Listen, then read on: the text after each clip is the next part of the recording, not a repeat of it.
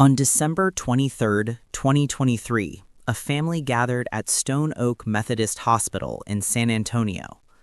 They waited for 18-year-old Savannah Soto, who was 9 months pregnant and 1 week overdue.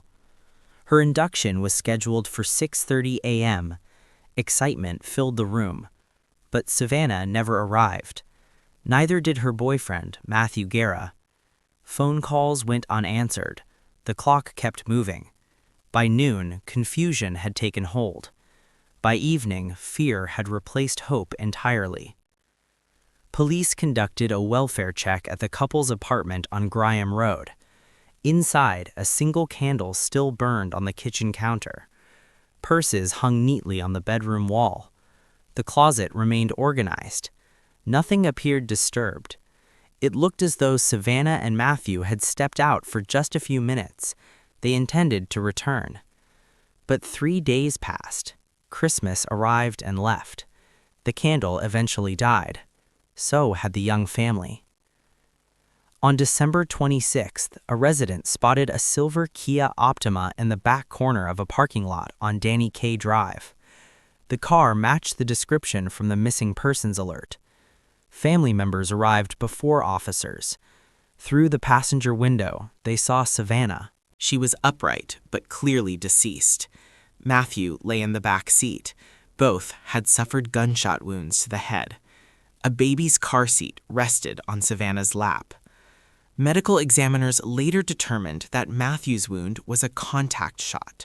The gun had been pressed hard against his skin, leaving a dark ring. Savannah's injury was different. She had been shot in the back of the head near her neck. There were no signs of a struggle. She likely never knew the shot was coming. Tragically, doctors concluded that immediate medical attention could have saved her or her unborn son. Surveillance footage from the night of December 21st showed a pickup truck following the silver Kia into the apartment lot. A heavy-set man in a white tank top exited the truck. He grabbed a towel and wiped down the exterior of the Kia. Then both vehicles drove to a dark corner. 3.5 minutes passed with no cameras. When the truck re-emerged, its bed cover had been straightened. Investigators identified the man in the white tank top as 53-year-old Ramon Preciado. His son, 19-year-old Christopher, lived with him. Home security cameras revealed that Christopher had entered the silver Kia on the night of the murders. He later claimed self-defense, stating that Matthew pulled a gun during a drug deal. But the physical evidence contradicted his story. Savannah was shot from behind. Matthew's wound required force. The murder weapon, a .380 caliber handgun, was found inside the Preciado home. It was locked in a closet in the parents' bedroom. Ballistics matched the gun to the bullets recovered from the Kia. The weapon belonged to an ex-girlfriend of Ramon Preciado, who reported it missing years earlier.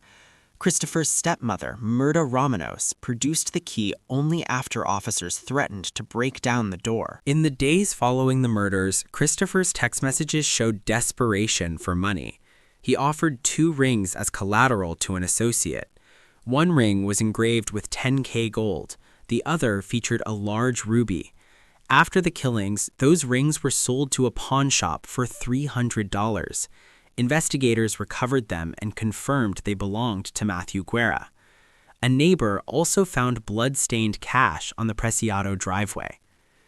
Christopher Preciado stood trial in March 2026 for 3 counts of capital murder. The jury deliberated for less than 2 hours. They returned guilty verdicts on all charges. The judge imposed an automatic sentence of life in prison without parole. Ramon Preciado awaits trial for tampering with evidence and abuse of a corpse. Myrta Romanos had her charges dismissed and walked free after 22 months in custody. The Soto family had already lost Savannah's 15-year-old brother, Ethan, to gun violence 7 months earlier. His killer, Victor Rivas, pleaded guilty and received 40 years. Now the family has buried 2 children and a grandchild. Fabian never took a single breath. A candle burned on a kitchen counter while 2 families waited at a hospital that would never see the mother arrive.